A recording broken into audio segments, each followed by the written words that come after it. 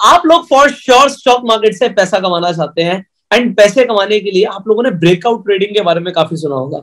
अब breakout trading तो करनी है, बट ब्रेकआउट के स्टॉक्स कैसे आइडेंटिफाई करें, कैसे पता लगेगा कौन से स्टॉक्स में ब्रेकआउट आ रहा है जहां पर पैसा बन सकता है। वेल, आज इस टॉपिक को सिखाने के लिए हमारे साथ एक स्पेशल गेस्ट कनेक्ट हुए हैं जो पिछले 10 सालों से एक सीनियर रिसर्च एनालिस्ट है। वो इस फील्ड के ऊपर मास्टर है और आज आपको वो सिखाने वाले हैं अपने एक्सपीरियंस से कि आप किस तरीके से ब्रेकआउट वाले स्टॉक्स को आइडेंटिफाई कर सकते हैं। इनफैक्ट बिना चार्ट के भी आप ये कैसे कर सकते हैं। अब आपको लग रहा होगा सुन के बड़ा अजीब कि बिना चार्ट देखे भी क्या ऐसा हो सकता है कि हम ब्रेकआउट किन स्टॉक्स में हो रहा है पता लगा सके। सो ये मैं नहीं बताऊंगा आपको, ये क्षितिज जी बताने वाले हैं। सो क्षितिज जी, आपका स्वागत है हमारे चैनल पर and thank you so very much, आपने टाइम दिया। आजकल तो आप न्यूज चैनल्स पे बिजी रहते हैं सर। अरे बस आपके व्यूअर्स की थोड़ी कृपा है और ऊपर वाली कृपा है, बस अपना थोड़ा बहुत हम लोग करते रहते हैं। जो हम लोग के इतने साल के एक्सपीरियंस है, जो भी टेक्निकल से हम लोगों ने सीखा है over the period of time, तो अपनी नॉलेज को थोड़ा क्लाइंट्स के साथ शेयर करते रहते हैं सो दैट कि जो हमारे ट्रेडर हैं, डे टू डे ट्रेडर्स हैं, उनको भी कहीं ना कहीं हम लोग इंडिपेंडेंट बना सके, उनको भी हम लोग कहीं ना कहीं कॉन्फिडेंस बूस्ट कर सकेंगे। डेली बेसिस पे स्टॉक मार्केट से पैसा मुश्किल ही नहीं है, कमाना बहुत आसान है। तो अपनी नॉलेज बस शेयरिंग हम लोग साथ के साथ करते ही रहते हैं सर। सर आप तो बोल देते हैं बहुत आसान है, बट जो नए लोग होते हैं ना उन्हें लगता है यार मतलब बहुत आसान है और हमें आता नहीं है, तो फिर हमें लगता है कि क्षितिज जी से मिलवा देना चाहिए कि जो इंसान, देखो होता क्या है सर, मुझे एक ही चीज पता है। आज एक इंसान जिसे स्विमिंग आती है वो कहेगा स्विमिंग बहुत आसान है, और जिसे नहीं आती वो कहेगा बहुत ही मुश्किल है। एक इंसान जिसे क्रिकेट खेलना आता है, उससे बोला जाए यार तेरे को इस ओवर में ना 2 छक्के मारने हैं, तो वो तो कहेगा चलो कॉन्फिडेंस में हाँ शायद मैं मार सकता हूँ, मैं कोशिश पूरी करूंगा। बट जिसे नहीं आता वो कहेगा बॉल ही नहीं दिख रही भाई मुझे तो। तो स्टॉक मार्केट में कुछ उसी तरीके से है, जिसे आता है उसे लगता है पैसे कमाने तो आसान है भाई, और जिसे नहीं आता वो पैसे डुबो कर जाता है। तो आज मैं चाहता हूँ लोगों को ना थोड़ा इस कश्ती से इस कश्ती पर लेकर आया जाए कि जहां पे जो लोगों को नहीं आता वो सिखाया जाए। बिल्कुल पुष्कर जी, देखिए यहाँ पे आपने बहुत अच्छा एग्जांपल लेके बताया कि देखिए क्रिकेट खेलने वाले को शायद क्रिकेट खेलना आसान लगता है, शायद कहीं ना कहीं लोग भी यहाँ पे कहीं ना कहीं मैचअप कर रहे होंगे कि सर आप तो 10 साल से कर रहे हो, तो आपके लिए बोलना तो बहुत आसान है चैनल के ऊपर कि सर मार्केट से पैसा कमाना मुश्किल है, लेकिन अल्टीमेटली जब हम लोग ट्रेड लेते हैं तब आप पूछिए कितना बीपी हमारा अप या डाउन होता है। तो देखिए पुष्कर जी, उसके लिए क्या होता है कि सिंपल से एक बात है, जब भी हम लोग इनफैक्ट जब हम छोटे होते हैं ना, तो हम लोगों को लगता है शायद हम जब बड़े होंगे ना तो गाड़ी चलाना पता नहीं पापा गाड़ी कैसे चला लेते हैं, इतना ट्रैफिक है, इतना सब कुछ है। लेकिन जब हम खुद ड्राइविंग सीट पे बैठते हैं ना, तो कहीं ना कहीं 2 4 10 बार गाड़ी का एक्सीडेंट होने के बाद ही हम लोग सीखते हैं कि यस गाड़ी चलाना मुश्किल भी नहीं है, बट ये है कि ध्यान रखना पड़ता है, बहुत ज्यादा ध्यान रखना पड़ता है। चाहे कितने भी एक्सपीरियंस ड्राइवर क्यों ना, आपको सिचुएशन के हिसाब से गाड़ी की स्पीड अप डाउन करनी पड़ती है। अगर आप ट्रैफिक वाली सड़क पे जा रहे हैं ना, तो आप 80 की स्पीड पे नहीं गाड़ी भगा सकते। तो सिमिलर स्टॉक मार्केट भी काम करती है, आपको अपनी स्ट्रेटेजीज चेंज करनी पड़ती है, मार्केट सिचुएशन के हिसाब से अपना साइकोलॉजिकली थोड़ा सा अपना माइंडसेट चेंज करना पड़ता है। इसीलिए इसी वजह से मैं कहता हूँ मार्केट में मुश्किल नहीं है, थोड़ा सा वर्कआउट करना है अपने ऊपर, अपनी साइकोलॉजी के ऊपर वर्कआउट करना है, अपनी स्ट्रेटेजीज के ऊपर वर्कआउट करना है। तो जब हम लोग इसके ऊपर अपना कंट्रोल कर लेते हैं तो स्टॉक मार्केट में पैसा कमाना कभी मुश्किल रह नहीं जाता। क्या बात है सर, चलो सिखा दो सर। आज बहुत सारे लोग एक्साइटेड हो गए होंगे ये बात सुन के कि आज हम बहुत कुछ नया सीखने वाले हैं। तो सर जैसे ब्रेकआउट ट्रेडिंग की हम बात कर रहे हैं, बिकॉज इट इज मतलब आप कह सकते हो बड़ा हॉट टॉपिक है और लोग सीखना चाहते हैं, तो आप शुरुआत से इसके ऊपर प्लीज लोगों को सिखाइए। बिल्कुल, देखिए पुष्कर जी, सबसे पहले तो मैं ये समझा देता हूँ कि ब्रेकआउट्स बेसिकली होते क्या है। देखिए जो लोग ऑलरेडी स्टॉक मार्केट में काफी टाइम से ट्रेड कर रहे हैं, और आजकल तो हम लोग जैसे बिजनेस चैनल्स भी फॉलो करते हैं, तो हम लोग कहीं ना कहीं एनालिस्ट के मुंह से ये टर्म्स आए दिन सुनते रहते हैं कि फलाने स्टॉक में ब्रेकआउट आ रहा है, फलाने स्टॉक में ब्रेकडाउन जा रहा है। तो बेसिकली ब्रेकआउट्स और ब्रेकडाउन्स होते क्या है, इनका मतलब लॉजिक क्या है कि ब्रेकआउट वर्ड यूज कर रहे हैं तो क्यों कर रहे हैं। देखिए बेसिकली ब्रेकआउट होता है, ब्रेकआउट तब होता है जब स्टॉक में फास्ट मोमेंटम आता है।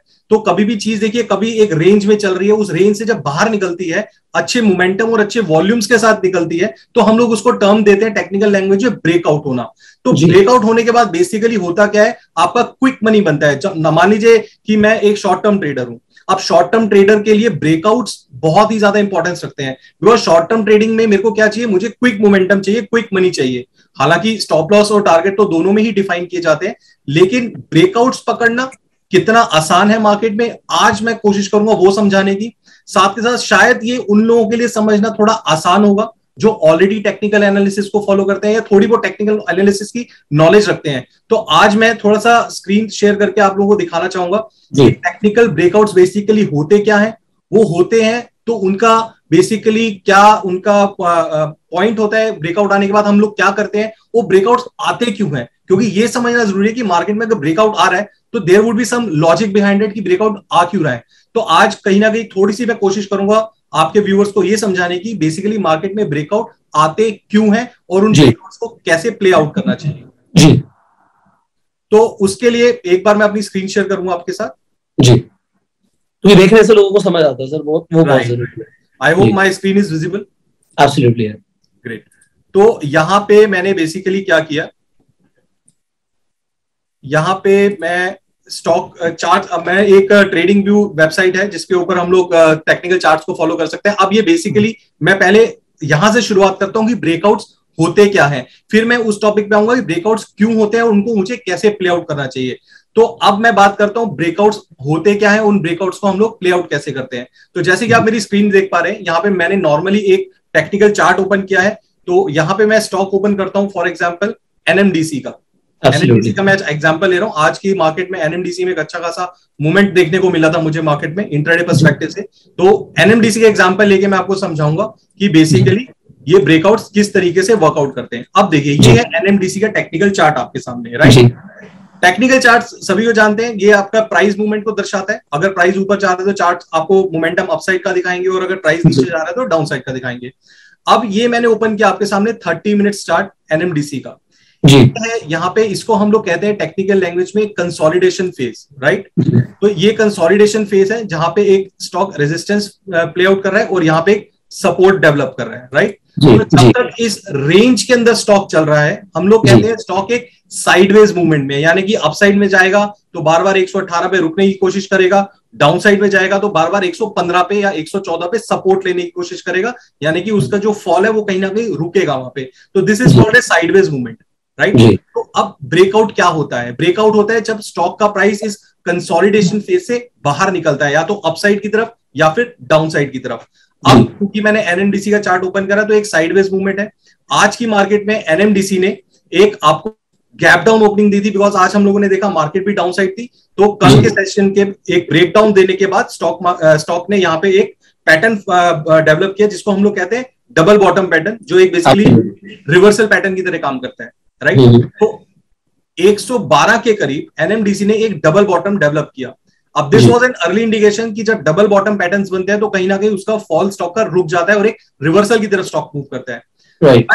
क्या डिसीजन लेना है मुझे कि मुझे बाय करना चाहिए? ऐसा नहीं कहता मैं कि डबल बॉटम बन गया तो आप बाय कर लीजिए, आप वेट करिए ब्रेकआउट आने की।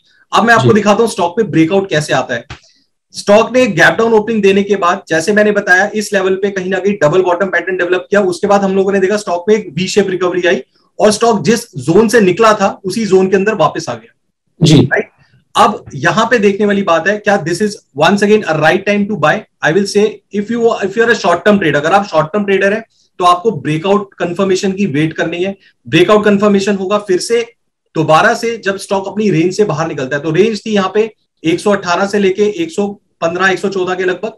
तो स्टॉक ने यहाँ पे ब्रेकआउट दिया 118 के ऊपर, यानी कि 118 का जो पिछला रेजिस्टेंस था उसके ऊपर स्टॉक मूव किया। इस टर्म को हम लोग कहते हैं ब्रेकआउट आना। तो इस रेंज से बाहर निकला तो हम लोग ने बोला एनएमडीसी ने एक ब्रेकआउट दिया है। और शायद यही टर्म हम लोग डे बाय डे अपने एनालिस्ट के थ्रू या बिजनेस चैनल्स पे भी हम लोग सुनते हैं कि स्टॉक ने ब्रेकआउट दिया। तो इस तरह के मूवमेंट्स जब स्टॉक किसी रेंज से बाहर निकलता है तो उसको हम लोग टर्म करते हैं ब्रेकआउट देना। अब एज अ ट्रेडर मुझे ये समझना है टेक्निकल चार्ट्स पे कि ब्रेकआउट पे मैं कैसे ट्रेड करूं। ब्रेकआउट पे मैंने ट्रेड लिया 118 के ऊपर, जैसे ही स्टॉक मूव किया तो मुझे लगता है यहाँ ब्रेकआउट देने के बाद फास्ट मोमेंटम आता है। 118 पे मैंने बाई किया तो स्टॉप लॉस मेरा रहता है अपने बैंड के डाउन साइड पे, यानी कि लगभग कहीं ना कहीं 115 के लगभग। अब जितना बड़ा टाइम फ्रेम मैं ओपन करूंगा उतना ही स्टॉप लॉस और टारगेट मेरे बड़े बनते हैं। अब क्योंकि मैंने 30 मिनट स्टार्ट ओपन किया है तो डाउन साइड जो रेंज रहती है साइडवेज मूवमेंट में वो मेरा स्टॉप लॉस की तरह काम करती है, यानी कि 115 के लगभग मेरा स्टॉप लॉस रहेगा। और इस रेंज के ऊपर निकलते ही जो 115 से 18 का एक साइडवेज मूवमेंट यानी 3 रुपए का एक मूवमेंट बनाया था, 118 प्लस 3 यानी कि 121 रुपए तक के मेरे यहाँ पे स्टॉक में टारगेट निकल के आने चाहिए। हालांकि स्टॉक ने 120 तक का हाई बनाया, उसके बाद मार्केट क्लोज हो गई। तो आने वाले सेशन में मुझे लगता है शायद स्टॉक 121 तक मूव करेगा, जो इस ब्रेकआउट का टारगेट निकल के आता है। तो ये तो हो गया चार्ट्स देख के टारगेट। मेरा एक सवाल आता है, मतलब आपने स्टार्टिंग में एनएमडीसी का एग्जांपल ले लिया, मुझे नहीं पता आपने इसे अभी कैसे पिकअप किया, क्योंकि बहुत सारे स्टॉक्स हैं, बट मैं आपसे जरूर पूछूंगा, क्योंकि अब आप ये कह लो कि मैं खुद इस स्टॉक के अंदर ट्रेड कर रहा हूँ, इनफैक्ट इन्वेस्टर भी हूँ, तो मैं अभी ये देखना चाहूंगा कि समझना चाहूंगा कि आपने इंडिविजुअली रैंडमली इसे किया या क्या तरीका था आपका इसे पिक करने का, क्योंकि मतलब देखो मुझे नहीं पता था आज आप कौन से स्टॉक्स डिस्कस करने वाले हो, बट आपने एकदम से एनएमडीसी एग्जांपल ले लिया और मैं देख के हैरान कि यार जो चीज मैं खुद ट्रैक कर रहा हूँ वो आप भी ट्रैक कैसे कर रहे हो, इतनी ज्यादा सोच कैसे मिल रही है। देखिए देखिए बुशरा जी, यहाँ पे ना ब्रेकआउट्स पकड़ने के काफी सारे तरीके होते हैं मार्केट में जी। अगर जी। मैं पैटर्न, मैं ब्रेकआउट पकड़ने की बात नहीं कर रहा, मैं स्टॉक पकड़ने की बात कर रहा हूँ। स्टॉक कि पकड़ने आपने एनएमडीसी कैसे पकड़ा, मतलब मुझे बस एकदम से वो लगा यार जो चीज मैं पकड़ रहा हूँ वो चीज क्षितिज जी को पकड़ रहे हैं। अच्छा मैंने ये भी बोला कि मैं इसमें इन्वेस्टर भी हूँ, तो मेरे लिए चलो वो थोड़ा सा हो जाता है कि मेरे पोर्टफोलियो में एक चीज है और फिर उसे ट्रैक करना तो बनता है, बट आपने क्यों किया और कैसे किया ये मैं बाद में पूछूंगा, आप अपना भी कंटिन्यू कर सकते हो, मेरा क्वेश्चन है। बिल्कुल बिल्कुल पुष्कर जी, इस बात का बिल्कुल मैं आपको जवाब दूंगा कि किस तरीके से मैंने पकड़ा। देखिए एज ए एनालिस्ट ना मेरा हार्डकोर जॉब है कि सारा दिन मैं 9:15 जब सुबह 9 बजे मार्केट खुलती है तो 3:30 बजे तक मैं पूरा अपना फुल फ्लैश टाइम मार्केट को देता हूँ, क्योंकि मेरा शायद पूरे दिन का काम ही यही है कि मार्केट को मैंने टाइम देना है। और मार्केट के सामने जब आप टर्मिनल पे बैठते हैं ना, अपने किसी सॉफ्टवेयर के सामने बैठते हैं, तो आपको कहीं ना कहीं एक मार्केट का आइडिया लग जाता है कि कौन से स्टॉक में एंट्री करनी है, या किस सेक्टर के अंदर परफॉर्मेंस आ रही है, किस सेक्टर में मोमेंटम कैच हो रहा है, कहाँ वॉल्यूम्स आ रहे हैं। अब इन चीजों को पकड़ने के लिए ना लेमैन के लिए थोड़ा सा मुश्किल होता है, क्योंकि लेमैन क्या होता है ना कहीं अपने दूसरे कामों में एंगेज रहता है। मान लीजिए मैं कहीं जॉब कर रहा हूँ, कहीं मैं बिजनेस रन कर रहा हूँ, तो पूरा हार्डकोर 3:30 तक का टाइम देना मेरे लिए थोड़ा सा मुश्किल हो जाता है। तो उसके लिए काफी सारी चीजें हैं मार्केट में जो ऑलरेडी अवेलेबल है। उन्हीं में से एक टूल हम लोगों ने बनाया हुआ है ऑटो ट्रेंडर का। तो ऑटो ट्रेंडर का आई मस्ट, आपके व्यूअर्स ने काफी व्यूअर्स ने नाम सुना भी, they know about it sir, they know about it। Oh great. तो काफी जैसे आपके व्यूअर्स यूज भी कर रहे हैं, तो उनके उसके टूल में हम लोगों ने क्या किया, काफी सारे ऐसे स्कैनर्स बनाए हैं जो हम लोग day to day naked eye से देखते हैं। एज एन एनालिस्ट जो मेरा काम है नेकेड आई से फाइंड आउट करना, हम लोगों ने उन्हीं स्कैनर्स को यूज किया ऑटो ट्रेंडर के अंदर। अब यहां से ऑटो ट्रेंडर आपको बेसिकली फिल्टर आउट करके बताता है कि कौन से स्टॉक में ब्रेकआउट आ रहा है, कौन से स्टॉक में ब्रेकडाउन आ रहा है, कहां मुझे एंट्री लेनी है, किस स्टॉक को मुझे अवॉइड करना है। तो काफी सारे ऐसे स्कैनर्स हैं ऑटो ट्रेंडर के अंदर जो कि ऑटोमेटिकली आपको आपका काम मेरे ख्याल से 50 to 60% आपकी जो मेहनत है वो कहीं ना कहीं एकदम खत्म कर देते हैं, कि आपको मेहनत करने की जरूरत नहीं है। आपको एक टूल मिल गया, वो टूल आपको फिल्टर आउट करके बताता है। अब आपका काम है उस टूल को थोड़ा सा वॉच करके थोड़ी सी रिसर्च करना, और उस रिसर्च के बेस पे आपको ट्रेड लेना है। तो अब ऑटो ट्रेंडर किस तरीके से आपको ब्रेकआउट्स बताएगा बिना चार्ट्स यूज करे, एक बार मैं वो भी आपके साथ थोड़ा डिस्कस करना। 100%। अगर मतलब ये तो मतलब बात ये है ना सर, पैसा बनेगा ब्रेकआउट ट्रेडिंग भी समझ आ रहा है उसमें बनेगा, बट अब क्या है ना कि हर कोई इसी का सिलेक्शन करने का क्राइटेरिया अलग है। एक तो ये नोएडा का 90 लाख रुपए का ये फ्लैट या तो बुक कर दो या ऐसे क्लोज कर लो। बिल्कुल बिल्कुल सही ये ट्रैक कर रहे हैं लोग। देखिए क्लोज मार दो ना सर, मैं तो मार नहीं पाऊंगा, आपके पास एडमिन राइट्स है। Just a second. अच्छा नहीं स्क्रीन तो ले आओ यार, स्क्रीन क्यों हटा दी, मैं तो सिर्फ ऐड हटाने की बात कर रहा हूँ। ऐड, अच्छा ये सो सॉरी। अच्छा नहीं सॉरी नहीं, मैं तो कह रहा हूँ लोगों को डिस्ट्रैक्ट करेगा, लोग कहेंगे अच्छा ये पॉपअप्स आ गए बीच में। हाँ लोग कहेंगे क्षितिज जी ले रहे हैं, क्षितिज जी दिलवा भी रहे हैं। तो सर मेरा क्वेश्चन, क्योंकि ये चीज लोगों की हेल्प करेगी, ब्रेकआउट जिन स्टॉक्स में हो रहा है उन्हें आइडेंटिफाई कैसे करें, जैसे आपने बोला स्क्रीनर है, तो वो प्लीज दिखाइए कैसे। बिल्कुल सर, देखिए यहाँ पे मैं एक बार अपनी जैसे स्क्रीन शेयर करिए, मैं एक बार आपको ऑटो ट्रेंडर के भी हेल्प से थोड़ा बताने की कोशिश करूंगा कि ये जो मैं टेक्निकल चार्ट्स के ऊपर ब्रेकआउट्स पकड़ रहा हूँ, ये बिना चार्ट यूज करे भी आप ब्रेकआउट्स पकड़ सकते हैं। ऐसा नहीं है कि मुझे चार्ट्स देखने कंपल्सिव है तभी मैं ब्रेकआउट्स पकड़ पाऊंगा, या फिर मुझे ऐसा कोई कोर्स करने की जरूरत है टेक्निकल एनालिसिस में जो मुझे हेल्प करेगा। देखिए वो दिन पुराने दिन थे, हमारे दिन थे जो बीत गए। हम लोग ने काफी कोर्सेज करे, पढ़ाई करी, टेक्निकल एनालिसिस सीखी, बट चीजें अब एडवांस होती जा रही है और हमें भी अपने आप को एडवांस करना है कहीं ना कहीं। तो अब मैं कोशिश करता हूं आपको वो चीज दिखाने की जहां से आप एक्चुअली ब्रेकआउट स्टॉक में कहां हो रहा है बिल्कुल पकड़ सकते हैं। तो करने के बाद इस तरीके का कुछ पेज आपको दिखता है ऑटो ट्रेंडर का। बहुत सारे लोगों के पास ऑलरेडी ऑटो ट्रेंडर होगा, जिनके पास नहीं है मैं डिस्क्रिप्शन कमेंट बॉक्स में लिंक डाल दूंगा। आप इनका एसएमसी का ये काफी अच्छा सॉफ्टवेयर है, आप सब्सक्राइब कर सकते हैं। तो अब ये होम पेज आ गया, ठीक है, इसके बाद कहां जाना sir? Left hand side of the home page, left hand side में आपको लिस्ट दिखाई देगी काफी सारे सेक्टर्स की। उसी में से सबसे ऊपर एक कॉलम होगा जहां पे हम लोग डेरिवेटिव मेंशन करते हैं, यानी कि जहां पे डेरिवेटिव डेटा बनता है। अब मैं इस डेरिवेटिव डेटा पे जब क्लिक करता हूं तो इस तरीके की कुछ ऑप्शन चेन आपको देखने को मिलेगी। 100%। निफ्टी या बैंक निफ्टी की, इनफैक्ट यहाँ पे लेफ्ट हैंड साइड में हम लोग देते हैं Nifty, bank Nifty, option chain, resistance, support. उसी में से एक टैब आपको देखने को मिलेगा यहाँ, नियर सपोर्ट एंड रेजिस्टेंस, और साथ के साथ below support and resistance, right. तो अब बेसिकली ये टैब है क्या, ये किस तरीके से आपकी हेल्प करेगा ब्रेकआउट्स और ब्रेकडाउन्स को पकड़ने में। तो मैं क्लिक करता हूं मान लीजिए नियर सपोर्ट एंड रेजिस्टेंस पे। अब मैंने यहाँ पे क्लिक किया नियर सपोर्ट एंड रेजिस्टेंस पे, तो इस तरीके का कुछ स्क्रीन मेरे सामने ओपन होती है। यहाँ पे आपको कुछ डेटा देखने को मिलेगा। अब ये जो डेटा है बेसिकली ये है डेटा डेरिवेटिव मार्केट का, जिसको हम लोग कहते हैं ऑप्शंस मार्केट, यानी कि कॉल, पुट, ओपन इंटरेस्ट, ये टर्म्स आप लोग फैमिलियर होंगे काफी। अब इस टैब के अंदर जितने भी स्टॉक्स लिस्टेड है F&O सेगमेंट में, उन स्टॉक्स के अंदर डेरिवेटिव पॉइंट ऑफ व्यू से क्या डेटा डेवलप हो रहा है।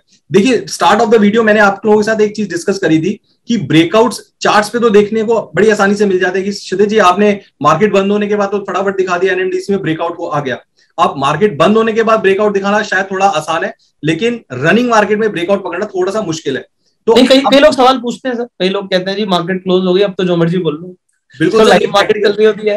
और मैं आपको ये भी बोल रहा हूँ, अगर लोगों का डिमांड आएगा मैं आपको पकड़ के लाऊंगा लाइव मार्केट में। अरे बिल्कुल मैं कहूंगा लोगों को कमेंट लिख दो, भाई साहब क्षितिज जी को लाइव मार्केट में बुलाएंगे हम लोग। बिल्कुल बिल्कुल सर, एनी टाइम। मजा तो उसी में है यार। मैच की कमेंट्री सुनने में, हाइलाइट देखने में मजा थोड़ी, मैच खेलने में मजा है, मैच खेलेंगे साथ में। बिल्कुल। तो मैं क्या कहूंगा ना सर, मैच में, लाइव मैच में खेलने से बेटर है पहले हम लोग नेट प्रैक्टिस करते अपने आप। नहीं नेट प्रैक्टिस कराओ सर, चाहे मतलब दबा के नेट प्रैक्टिस कराओ, विकेट नहीं करनी चाहिए लाइव मार्केट में, वो बिल्कुल सर बिल्कुल। यहाँ पे तो क्रिकेट मैच में तो हमारे पास देखियो एक ही विकेट है, एक बार आउट हुए तो बाहर बैठ जाते हैं पैविलियन में। लेकिन स्टॉक मार्केट की क्या खासियत है ना, अगर एक स्टॉप लॉस लग भी गया तो आपको निराश नहीं होना, आपको दूसरा 100% जरूर देती है, राइट। 100% सर, वो तो ओवरऑल आपका देखा जाएगा ना, यहाँ पे तो सीरीज चल रही है। बिल्कुल बिल्कुल सर, तो ये सीरीज हम जीत के जाएंगे। अब मैं आपको थोड़ा सिखाता हूं कि ब्रेकआउट्स हम लोग डेटा को देख के कैसे पकड़ेंगे, राइट। Absolutely sir. तो स्टार्ट ऑफ द वीडियो मैंने आपको समझाया था कि मार्केट में ब्रेकआउट्स आते हैं, लेकिन रीजन क्या होता है ब्रेकआउट आने का। देखिए ब्रेकआउट के बाद हम लोग ये तो कहते हैं कि फास्ट मोमेंटम आता है स्टॉक के अंदर, लेकिन कभी किसी ने ये सोचा है कि फास्ट मोमेंटम आता क्यों है, क्या लॉजिक है फास्ट मोमेंटम आने का, क्या मतलब ट्रेडर्स, जितने ट्रेडर्स हैं इंडिया में या ओवर द मार्केट, क्या सारे मतलब यही चार्ट्स देख के अपना ब्रेकआउट के अंदर पोजीशन बनाते हैं? I will say no. The primary thing into the market is data. Data यानी कि मार्केट में पोजीशंस क्या बन रही हैं। पोजीशंस की अगर मैं बात करूं तो डेरिवेटिव मार्केट में जो पोजीशंस बनती हैं, फ्यूचर एंड ऑप्शंस में क्या पोजीशंस बन रही है स्पेसिफिकली। एग्जैक्टली। डेरिवेटिव मार्केट की अगर मैं बात करूं तो कॉल्स के अंदर क्या ओपन इंटरेस्ट क्रिएट हो रहा है, पुट्स के अंदर ओपन इंटरेस्ट क्या क्रिएट हो रहा है। देखिए चार्ट्स होते क्या है, चार्ट्स बेसिकली आपको प्राइस मोमेंटम रिफ्लेक्ट करते हैं, राइट। प्राइस होता क्या है, एक कैंडलस्टिक के अंदर हम लोग सबको पता है ओपन, हाई, लो और क्लोज होता है। अब ओपन, हाई, लो और क्लोज जो पूरी बॉडी बनती है कैंडल की, उसके अंदर पूरे दिन की ट्रेडिंग एक्टिविटी होती है, या पूरे एक घंटे की जो भी हम लोग टाइम फ्रेम लेते हैं चार्ट्स का, उस पूरे टाइम फ्रेम की एक्टिविटी होती है। तो बेसिकली एक्टिविटी है क्या, कोई खरीद रहा है, कोई बेच रहा है, कोई पोजीशन काट रहा है तो कोई पोजीशन बना रहा है, तो उसको हम लोग कहते हैं डेटा बनना, यानी कि ओपन इंटरेस्ट क्रिएट होना, बाय और सेल होना।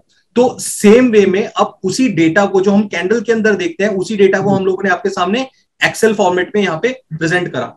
अब करना क्या है, करना ये है कि जब ये लिस्ट आपके सामने ओपन होती है, यहाँ पे हम लोग एक टैब देते हैं अलग अलग परसेंटेज का, ये मैं परसेंटेज भी आपको एक्सप्लेन करूंगा। फिलहाल मैं 1% पे क्लिक करके सबमिट करता हूं, तो इतने सारे स्टॉक्स की लिस्ट मेरे सामने ओपन हो जाती है। जो स्टॉक अपने सपोर्ट के पास ट्रेड कर रहे हैं, जो मैंने आपको चार्ट्स पे दिखाया था, एक कंसोलिडेशन फेज होता है, सपोर्ट और रेजिस्टेंस बनता है।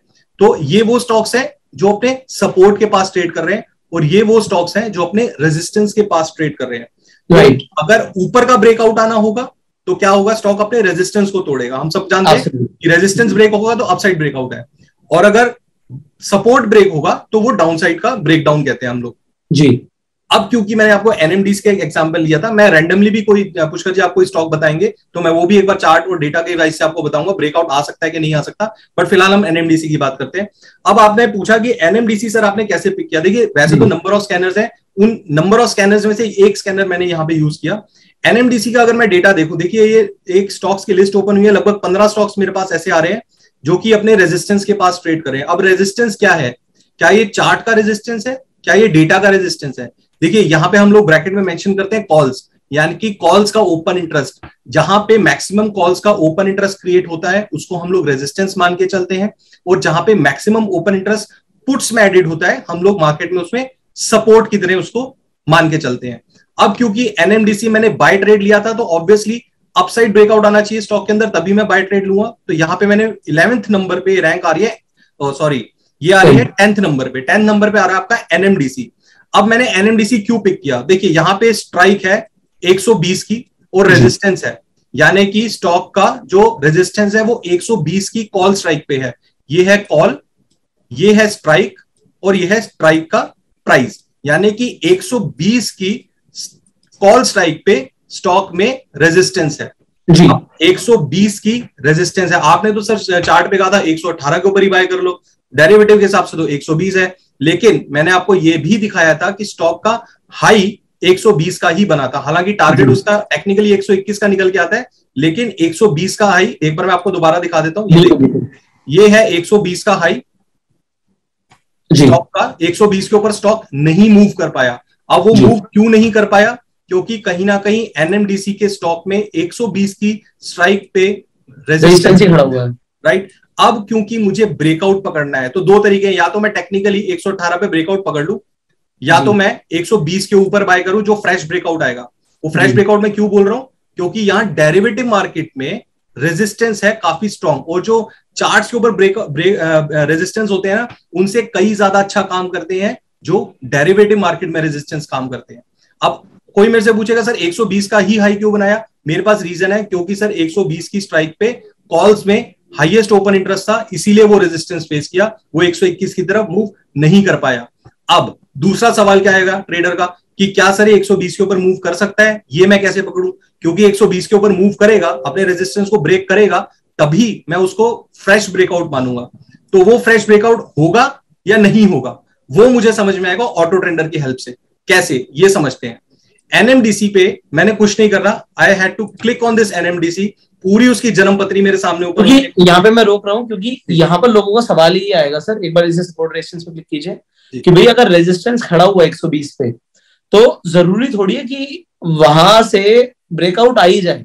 अगर 120 पे रेजिस्टेंस खड़ा हुआ है तो वहां से प्राइस गिर भी तो सकता है। बिल्कुल बिल्कुल। तो इसे अब आपने आइडेंटिफाई कर लिया नियर रेजिस्टेंस, हमने आइडेंटिफाई जो किया है अभी तक, मतलब अभी आगे हम जो बात करने वाले हैं ठीक है, मैं एज अ ट्रेडर की बात कर रहा हूं जो आपसे सवाल पूछेगा। तो मेरी ऑडियंस का सवाल हो सकता है ये कि सर रेजिस्टेंस के पास है तो रेजिस्टेंस से वो रिजेक्शन भी तो ले सकता है, ब्रेकआउट जरूरी थोड़ी है। तो अब इसके ऊपर बताइए कि रिजेक्शन और ब्रेकआउट के बीच में जो ये डिफरेंस है ये कैसे हम आइडेंटिफाई कर रहे हैं। बिल्कुल पुष्कर, ये जो नेक्स्ट चीज मैं बताने वाला था ना, ये आपने बहुत अच्छा सवाल करा है। ट्रेडर्स की यही प्रैक्टिकल प्रॉब्लम्स होती हैं, ट्रेडर्स के यही प्रैक्टिकल सवाल होते हैं जिसका जवाब हमें देना है, हमारी ड्यूटी बनती है देना। तो सवाल तो प्राइस एक्शन अलग बोल रहा है, अभी प्राइस एक्शन ने तो ब्रेकआउट कंफर्म कर दिया, ठीक है। प्राइस एक्शन अभी हम साइड रख रहे हैं क्योंकि अभी हम दो चीजें यहाँ पे कर रहे हैं, लोगों के लिए बता रहा हूं मैं। एक तो हम प्राइस एक्शन के हिसाब से ब्रेकआउट आइडेंटिफाई करके ब्रेकआउट ट्रेडिंग कर रहे हैं। अभी सर जो बता रहे हैं ये डेटा के बेसिस पे, इसे हम बोल सकते हैं क्वांटिटेटिव एनालिसिस के थ्रू हम ट्रेडिंग करने वाले हैं। तो अब इसमें आप बताइए Kshitij ji what to do next. Exactly Pushkar ji, अब ये जो हम ब्रेकआउट पकड़ने वाले हैं ना, ये फ्रेश ब्रेकआउट है, वो तो था प्राइस मोमेंटम के बेस पे, अब हम पकड़ेंगे fresh breakout data point of view से। और मैंने पहले भी आपको बताया, मैं दोबारा एक बार रिपीट करता हूं, जो डेटा के हिसाब से ब्रेकआउट्स आते हैं वो कई ज्यादा बेहतर होते हैं चार्ट्स के बेसिस पे ब्रेकआउट आने के कंपैरेटिवली। जो मैंने अपने एक्सपीरियंस से सीखा, हो सकता है कई लोग मुझसे मैचअप नहीं भी कर रहे होंगे, बट मेरे एक्सपीरियंस से data works perfect in a market. अब मुझे ये समझना है कि क्या वो 120 से वापस आएगा या वो 120 के ऊपर ब्रेकआउट दे देगा। देखिए मुझे क्या करना है, एनएमडीसी में जब मैंने क्लिक किया, ये विंडो ओपन हो गया मेरे सामने, एनएमडीसी पूरी जन्मपत्री ओपन हो गई, राइट। अब क्योंकि मैं आज फोकस कर रहा हूं डेरिवेटिव डेटा के बेस पे फ्रेश ब्रेकआउट आएगा या नहीं आएगा, तो मैंने वहां पे पिछले पेज पे देखा था 120 की कॉल स्ट्राइक पे हाईएस्ट ओपन इंटरेस्ट बिल्डअप था। तो यहां पे हम लोग ऑप्शन चेन देते हैं आपको एनएमडीसी की, वही डेटा यहां पे हम लोग रिफ्लेक्ट कर रहे हैं चार्ट्स के ऊपर, यानी कि एक बार चार्ट के ऊपर हम लोग दिखा रहे हैं कि कॉल्स के ऊपर हाईएस्ट ओपन इंटरेस्ट है, यानी कि बहुत स्ट्रॉन्ग रेजिस्टेंस है। अब अगर ब्रेकआउट आना होगा तो क्या होगा, 120 की जिन्होंने कॉल राइट कर रखी है, क्या वो पोजीशन अपनी बढ़ा रहे हैं या घटा रहे हैं। अगर तो वो अपनी पोजीशंस बढ़ा रहे हैं 120 की स्ट्राइक के ऊपर, यानी कि वो और ज्यादा कॉल राइटिंग कर रहे हैं, दैट मींस कि पूरी कोशिश करेगा स्ट्रॉन्गर हैंड कि स्टॉक 120 के ऊपर ना जाए। क्योंकि उनका नुकसान होगा ना सर। Exactly. पैसा लगा हुआ है यार, जो मेन पैसा लगा हुआ है वो तो कॉल राइटिंग में लगा हुआ है ना। आप खुद देख सकते हैं सर, 5,29,000 से ज्यादा शेयर जो है ओपन इंटरेस्ट में खड़े हैं 120 की स्ट्राइक पे। यानी कि जो स्ट्रॉन्गर एंड है पूरी कोशिश करेगा कि 120 के ऊपर स्टॉक ना जाए, क्योंकि अगर वो गया तो कॉल राइटर्स को कहीं ना कहीं नुकसान होना शुरू हो जाता है। अब होता क्या है, this is an early indication कि ऊपर जाएगा या नहीं जाएगा। देखिए market is all about probability, right. अब मेरी प्रोबेबिलिटी मैं फाइंड आउट करने की कोशिश कर रहा हूं रिसर्च करके, तो हाईएस्ट प्रोबेबिलिटी क्या है, 120 के ऊपर जाएगा या नहीं जाएगा। Let's find out that answer. ऊपर ही है, जस्ट इसके ऊपर ही हम लोग एक टेबल आपको प्रोवाइड करते हैं, पूरी ऑप्शन चेन देते हैं। अब क्योंकि मेरा फोकस है 120 की स्ट्राइक पे, यहां पे कॉल साइड में 120 की स्ट्राइक है, side by side put side में 120 की स्ट्राइक है। अब मैंने जैसे पहले बताया, अगर उसने ब्रेकआउट नहीं देना होगा तो वो कॉल्स के अंदर ओपन इंटरेस्ट और ज्यादा ऐड करेगा। लेकिन ऑन द कॉन्ट्रेरियन साइड अगर उसने ब्रेकआउट देना होगा तो पहले से ही वो कहीं ना कहीं अनकंफर्टेबल फील करेगा और पोजीशन स्टार्ट कर देगा, राइट। तो अब वो काट रहा है या नहीं काट रहा, ये मुझे लाइव मार्केट में पता चल जाता है। चेंज इन ओपन इंटरेस्ट दिख रहा है, चेंज इन ओपन इंटरेस्ट, जिसको हम लोग कहते हैं change in open interest, exactly. तो ये 120 की स्ट्राइक पे अगर मैं बात करूं तो 7% से ओपन इंटरेस्ट मेरा माइनस में जा रहे हैं, शेड शुरू हो गया, यानी कटना शुरू हो गया। This is an early indication की जिन्होंने 120 की स्ट्राइक पे राइटिंग करी हुई थी वो कहीं ना कहीं अनकंफर्टेबल फील कर रहे हैं और 7% on the live market situation अपना पोजीशन काटना स्टार्ट कर दिया। तो this is an early indication कि कॉल राइटर्स भाग रहे हैं मार्केट से। On the second hand side 120 की स्ट्राइक पे पुट साइड में उन्होंने 9% ओपन इंटरेस्ट ऐड कर दिया, यानी कि 7% काट के अब तेजी बनाने के लिए वो पूरी कोशिश कर रहे हैं। तो these are the reasons breakout happens. आप खुद सोचिए, जब इतनी बड़ी पोजीशन 120 की स्ट्राइक पे बनी हुई है ऑलरेडी, वो कटेगी और साथ के साथ वो तेजी की पोजीशन बनाएगा, यानी कि मंदी की पोजीशन काट रहा है, साथ के साथ वो तेजी की पोजीशन बना रहा है, यानी कि डबल काम हो रहा है, मंदी कट रही है, तेजी बन रही है। तो होगा क्या, तेजी आएगी, प्राइस भागेगा। एग्जैक्टली, उसी को हम लोग टर्म यूज करते हैं। और अगर हम 117.5 की बात करें तो यहाँ पर अगर आप देखेंगे तो चेंज इन ओपन इंटरेस्ट -48% है और वहां पे 50% राइटिंग हो चुकी है। मतलब ये तो क्लियर है कि यहाँ पर जो सेलर है वो तेजी ही खेलने के लिए आगे उत्सुक है। एग्जैक्टली, और शायद यही रीजन था कि प्राइस चार्ट्स की अगर मैं बात करूं, टेक्निकल चार्ट्स की, तो हम लोगों ने आपको दिखाया था 118 के ऊपर ब्रेकआउट आया था। वो क्यों आया था उसका रीजन है एटलीस्ट मेरे पास कि 117.50 की स्ट्राइक पे 48% कॉल्स का ओपन इंटरेस्ट शेड हो गया, साथ के साथ पुट्स में 50% of the open interest add हो गया, यानी कि मंदी की पोजीशन कटी, तेजी की पोजीशन बन गई। तो this is an early indication. अब साथ के साथ जहां पे हाईएस्ट ओपन इंटरेस्ट है 120 का, वहां पे क्या एक्टिविटी हो रही है मुझे फोकस करना है। तो अगेन यहां पे ओपन इंटरेस्ट शेड हो रहा है और यहां पे ओपन इंटरेस्ट बिल्डअप हो रहा है। तो this is an early indication before charts पे आने से पहले मुझे कहीं ना कहीं एक इंडिकेशन मिल जाता है कि बॉस 120 के ऊपर तो स्टॉक एकदम रैंडमली भागने वाला है। क्यों? क्योंकि इतनी बड़ी पोजीशन बनी है, वो कट रही है, मंदी तेजी बन रही है। तो मुझे क्या करना है, मुझे उनको फॉलो करना है। अब फॉलो करना है तो मुझे तेजी खेलनी है। देखिए तेजी खेलने के ना सबके अपने अपने तरीके हैं। या तो कोई मेरे से पूछेगा क्या सर मैं आंखें बंद करके कॉल ऑप्शन खरीद लूं, तो मैं बोलूंगा सर वो आपकी रिस्क एपेटाइट के ऊपर है। अगर आप कॉल ऑप्शन लेना चाहते हो, देखो डेरिवेटिव में ट्रेड करना चाहता है, डेरिवेटिव में बिल्कुल वो खरीदना चाहता है, वो खरीद भी सकता है। तो डिपेंड करता है सर किसका कितना रिस्क है और वो कितना कमाना भी चाहता है मार्केट। परफेक्ट। अच्छा सर, अब यहाँ पे जो हम अभी जब हम प्राइस एक्शन पे थे, जब हम चार्ट देख रहे थे, तो हम 30 मिनट्स के टाइम फ्रेम पर थे। जो आप ये डेटा से डेटा पे आ जाइए एक बार, स्क्रिप्ट डिटेल्स। तो ये जो डेटा के हिसाब से है, is it for the intraday perspective और we can play swing with this? What do you suggest? आप क्या सजेस्ट करें? सर आई विल से कि अगर देखिए, मैं तो ये हमेशा कोशिश करता हूँ कि जब भी मैं ऑप्शन में ट्रेड लूँ ना, कोशिश हमेशा मेरी यही रहती है कि मैं इंट्राडे उसको स्क्वायर ऑफ करूं। क्योंकि ऑप्शन में सबसे बड़ी प्रॉब्लम क्या है कि ब्रेकआउट आने के बाद, क्योंकि मैं 120 की स्ट्राइक खरीद रहा हूं, अब ऑप्शंस में अगर मैं पोजीशन लेता हूं तो बहुत ज्यादा जरूरी है कि मोमेंटम जो है ना बहुत तेजी से आना चाहिए, तभी ऑप्शंस की वैल्यू में एकदम फ्लक्चुएशन मिलेगा।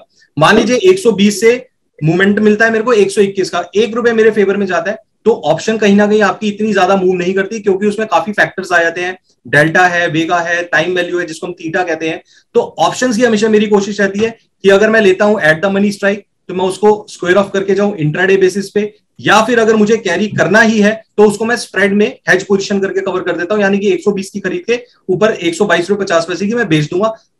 फॉर एग्जाम्पल मान लीजिए रात को कोई ओवरनाइट न्यूज आ जाती है, मार्केट में गैप डाउन ओपनिंग हो जाती है, ऑब्वियस ही बात है पोजीशन ऑपरेटर अगर यहाँ पे चेंज आज कर रहा है तो हो सकता है कल भी चेंज कर दे। जरूरी नहीं है कि ये पोजीशन जो आज करी है ये इसको कल कैरी करे। कल की लाइव मार्केट में क्या हो रहा है वो मुझे लाइव मार्केट में देखना पड़ेगा, बिकॉज मार्केट इतनी ज्यादा फ्रेजाइल है, इतनी ज्यादा वॉलेटाइल है, इतनी ज्यादा एडवांस हो चुकी है कि पोजीशन बहुत जल्दी बनती है और कटती है। तो मुझे हमेशा तैयार रहना है।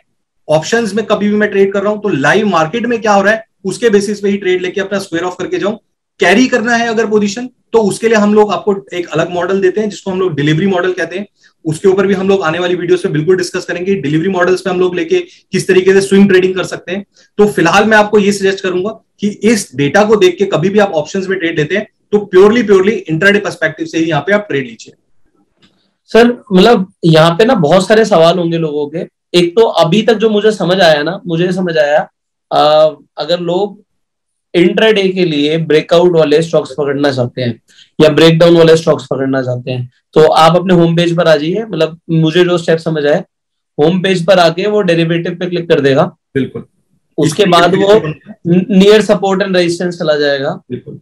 उसके बाद यहाँ पर अब परसेंटेज फिल्टर एक बार एक्सप्लेन कीजिए आप सर। अब मैं एक बार परसेंटेज फिल्टर की बता देता हूं। हर एक उस ट्रेडिंग पर्सपेक्टिव के हिसाब से हम लोगों ने परसेंटेज फिल्टर लगाया। अगर मैं 0.5 को सेलेक्ट करता हूं तो ये आपको वो स्टॉक्स ऑटोमेटिकली फिल्टर करके देगा जो अपने रेजिस्टेंस से सिर्फ %0.5 दूर है, राइट। और अगर मैं 1% पे क्लिक करके सबमिट करता हूं तो ये आपको वो स्टॉक्स फिल्टर करके देगा जो अपने रेजिस्टेंस से लगभग 1% की रेंज के अंदर दूर है। और अगर सेम वे में मैं यहाँ 5% तक चला जाता हूं तो वो इतने स्टॉक्स आ जाएंगे जो अपने रेजिस्टेंस से लगभग अभी 5% दूर है। तो यानी कि ये अब उन ट्रेडर्स के लिए भी काफी ज्यादा हेल्पफुल रहेगा जो बेसिकली कवर्ड कॉल की तरह काम करते हैं। यानी कि डिलीवरी में बाय स्टॉक करा और ऑप्शन ऊपर की बेच दी, जिसको हम लोग कवर्ड कॉल स्ट्रेटेजी कहते हैं। तो ये उन ट्रेडर्स के लिए भी काफी ज्यादा यूजफुल है। बट क्योंकि मैं शॉर्ट टर्म ट्रेडिंग कर रहा हूँ, फास्ट मोमेंटम चाहिए मुझे, क्विक मनी चाहिए मुझे, तो जरूरी ये है कि मैं उसी स्टॉक को पिक करूं जो अपने रेजिस्टेंस के बहुत पास है, जिसकी प्रोबेबिलिटी ज्यादा है ब्रेकआउट करने की। इसी वजह से मैंने उसे 1% पे जाके सबमिट किया था ताकि मेरा जो बास्केट है फिल्टर स्टॉक्स है वो कहीं ना कहीं एक लिमिटेड डोमेन आ जाए और उस लिमिटेड डोमेन में से फिल्टर आउट करके स्टॉक को निकालू। परफेक्ट। अभी एग्जांपल के लिए यहाँ पे 14-15 हमारे पास स्टॉक्स आ गए। अब मैं ये 15 स्टॉक्स को प्योरली डेटा के ऊपर खेलूं या प्राइस एक्शन के साथ भी खेलूं? प्राइस एक्शन तो आ ही रहा होगा, अगर डेटा आ रहा है तो प्राइस एक्शन तो आ ही रहा होगा। बिल्कुल। तो अब मुझे मेरे पास अब क्या है, मेरे पास चॉइस 5000 स्टॉक्स में से 15 की आ गई है कि अगर मुझे ट्रेड करना है तो मेरे को 15 में ट्रेड करना है। अब इसके बाद what is the next step? आपने अभी 10th नंबर का एनएमडीसी ले लिया जी। आप फेडरल बैंक भी ले सकते थे, आप एयू बैंक भी ले सकते थे, एसीसी भी ले सकते थे। तो why NMDC? This is the again next question. Okay, देखिए व्हाई एनएमडीसी का मैं आपको बता देता हूँ क्यों मैंने लिया। उसके लिए मेरे को पता होना चाहिए कि किस सेक्टर का कौन सा स्टॉक मुझे फिल्टर आउट करना है, राइट। तो सबसे पहले जी, तो ये मैं अगर होम पेज पे आता हूं तो ये एक मॉडल हम लोग आपको देते हैं सेक्टर स्ट्रेंथ रैंकिंग का। सेक्टर स्ट्रेंथ एक बार लोगों को स्टार्टिंग से दिखाइएगा सर जी। ये हम अभी होम पेज पे ही है, राइट? ये है हमारा home page, right. Home page पे बॉटम ऑफ दिस स्क्रीन हम लोग ये सेक्टर स्ट्रेंथ रैंकिंग का मॉडल आप लोगों को देते हैं। ये बेसिकली मॉडल आपको ये बताता है कि किस सेक्टर में मार्केट के कंपैरेटिवली ज्यादा स्ट्रेंथ है और किस सेक्टर में मार्केट के कंपैरेटिवली कम स्ट्रेंथ है। यानी कि कौन सा स्टॉक सेक्टर ऐसा है जो वीकेस्ट है, यानी कि अगर मार्केट यहां से 100, 150, 200 पॉइंट निफ्टी भाग भी जाती है तो उस सेक्टर में इतना दम नहीं है कि वो मार्केट के साथ चल पाए। तो वो वीकेस्ट स्टॉक है हमारे पास आईटी काउंटर, जो कि हमारे पास डेली टाइम फ्रेम में बॉटम मोस्ट पे है। साथ के साथ है हमारे पास फार्मा काउंटर और साथ के साथ है हमारे पास एफएमसीजी काउंटर। अब कहने का मतलब ये है कि मार्केट यहां से मान लीजिए 18,000 भी क्रॉस कर गई अगर, तो ये 3 काउंटर्स ऐसे हैं जो मार्केट में इतना ज्यादा परफॉर्म नहीं कर पाएंगे, दमखम नहीं रखेंगे। अगर मार्केट ऊपर नहीं बढ़ रही होती, मार्केट टूट रही होती और आईटी उसमें भी सबसे वीक है, सबसे पहले आईटी। तो अगर मैं ब्रेक डाउन खेल रहा हूँ जी, तो फिर मैं आईटी के स्टॉक्स को उठा सकता हूँ। बिल्कुल यही करना है आपको। अगर आपको वीक खेलना है, यानी कि अगर आप शॉर्ट सेलर है मार्केट में, आप शॉर्ट सेल करके कमाना चाहते हैं या पुट बाय करके काम करना चाहते हैं, तो आपको फोकस रखना है आईटी काउंटर के ऊपर, एफएमसीजी काउंटर के ऊपर, क्योंकि वो डेली टाइम फ्रेम में भी वीक है, इंट्राडे में भी वीक है। और आईटी तो खैर हम लोग देख ही रहे हैं, काफी टाइम से आईटी काउंटर ने परफॉर्म करा भी नहीं है और आज ज्यादातर स्टॉक्स गैप डाउन ओपन हुए थे आईटी काउंटर में। तो अगर मुझे डाउन साइड में रिस्क लेना है, डाउन साइड में मैं पुट बाय करके काम करना चाहता हूं, तो मैं आईटी काउंटर के ऊपर फोकस करूंगा। अब सवाल आएगा कि सर आईटी काउंटर में से कौन सा? तो पहले मैं कोशिश करूंगा वो जो मैंने लिस्ट ओपन करी थी सपोर्ट रेजिस्टेंस वाली, क्या उसमें आईटी स्टॉक्स में से कोई ऐसा स्टॉक है? तो अगर मैं बात करूं तो रेजिस्टेंस नहीं ना, हम इस पे जाएंगे ना, सपोर्ट पे। Sorry, exactly, thanks for the correction. यहाँ पे मेरी करेक्शन क्या है, एक ही मिनट में। हाँ, तो ये सपोर्ट अब ब्रेक कर रहा है, तो कौन सा स्टॉक है आईटी काउंटर में से जो अपना सपोर्ट ब्रेक कर रहा है, तो मैं यहाँ पे फाइंड आउट करने की कोशिश करूंगा। एक कोफोर्ज का एक स्टॉक है जो आईटी काउंटर में लिस्टेड है, साथ के साथ मुझे फिलहाल यहाँ पे अभी आईटी काउंटर में कोई ऐसा स्टॉक नहीं दिख रहा है। तो कोफोर्ज के ऊपर जब मैं क्लिक करता हूँ तो ये पूरी अगेन डिटेल सामने ओपन हो जाती है। अब कोफोर्ज में मुझे, क्योंकि मैं सपोर्ट ब्रेक करने पे ट्रेड लेना चाहता हूं, तो सपोर्ट अब वहां पे था मेरा, कॉल पे रेजिस्टेंस था, पुट पे मेरा सपोर्ट है, तो मैक्सिमम पुट है मेरी 3700 की स्ट्राइक पे।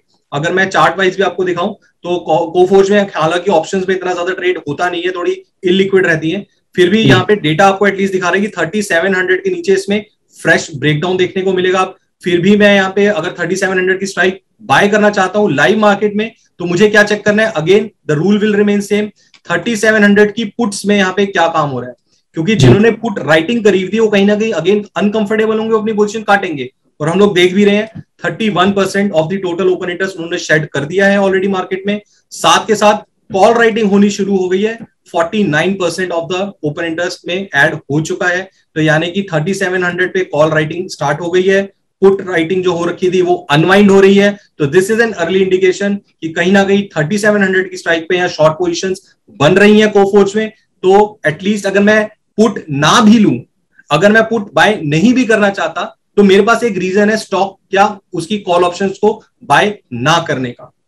मतलब सीधी बात है, अगर आप ट्रेड नहीं भी करना चाहते तो कम से कम आप गलत ट्रेड नहीं करोगे। एग्जैक्टली। मान लीजिए कहीं से मार्केट में आज की डेट में सर उड़ती उड़ती टिप्स बहुत सारे लोगों के पास पहुंच जाती हैं, तो कम से कम लोगों को ये समझ आ जाएगा कि भैया ट्रेड करने से पहले ट्रेड नहीं करना वो ज्यादा इंपॉर्टेंट है। एग्जैक्टली सर, मार्केट में ये कोई नहीं बताएगा आपको कि सर ट्रेड मत लीजिए, सभी आपको बोलेंगे सर ये ट्रेड ले लो, वो ट्रेड ले लो, ये बाय कर लो, वो सेल कर लो, लेकिन मुझे ये समझना है कि ट्रेड लेना कब जरूरी नहीं है। हमेशा ट्रेड लेके आप पैसा नहीं कमा सकते, आप पैसा बचा भी सकते हैं गलत ट्रेड ना लेके।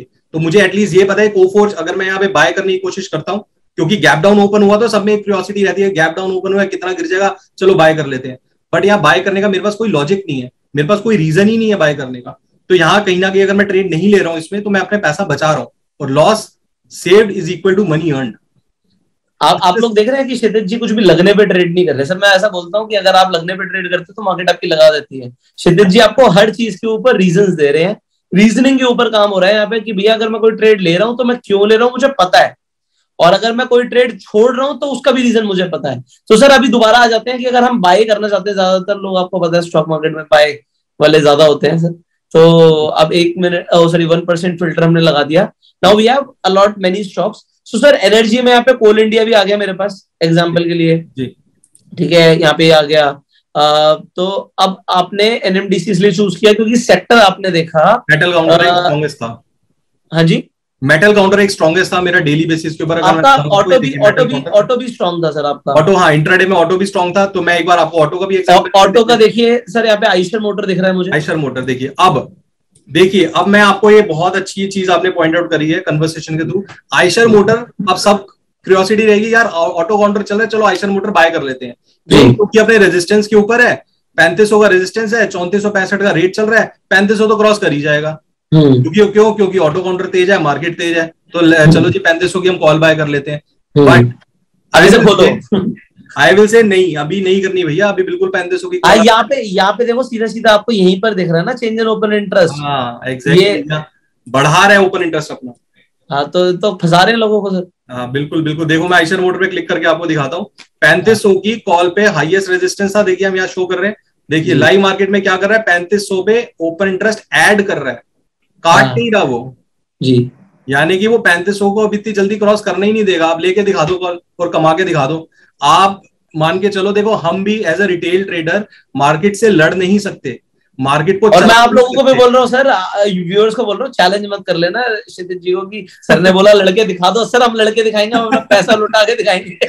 पैसा बहुत है लोगों के पास, मार्केट में रोज गवाते हैं। मैं तो एक एग्जांपल ले रहा हूँ सर, मजाक की बात है, कहने का मतलब है क्षितिज जी आपको बता रहे हैं कि भैया ऐसा मत करना, तो उसका लॉजिक बता रहे हैं कि भैया चेंज ऑफ ओपन इंटरेस्ट यहाँ पे आप देखिए बढ़ रहा है, so this is not a right indication कि आप इसमें एंट्री करो। एग्जैक्टली, इसी ग्रीड से बेसिकली मुझे बचना है, मुझे ट्रेड नहीं लेना है। 3500 की कॉल में आइशर मोटर में चल रहे हैं, ऑटो स्टॉक चलने दो, कोई प्रॉब्लम नहीं है, मूव में से मिस हो जाएगा, होने दो। लेकिन मुझे ट्रेड तभी लेना है जब मेरे पास कंफर्मेशन होगा, जब मेरे लॉजिक्स मेरे साथ होंगे। सर अभी जैसे मार्केट बंद हो गई, अब अगर हम कल की बात करते हैं, अगर कल को चेंज हो जाता है डेटा, तो हम तो लाइव मार्केट में देखेंगे ना। बिल्कुल बिल्कुल बिल्कुल। लाइव मार्केट में क्या चल रहा है? मैंने आपको पहले भी ये समझाया था कि options is all about having like, आप ये मान के चलो ये फुल कोर बिजनेस है आपका। आप ये नहीं सोच सकते कि मैं ऑप्शन लेके शाम को देखूंगा क्या हो गया।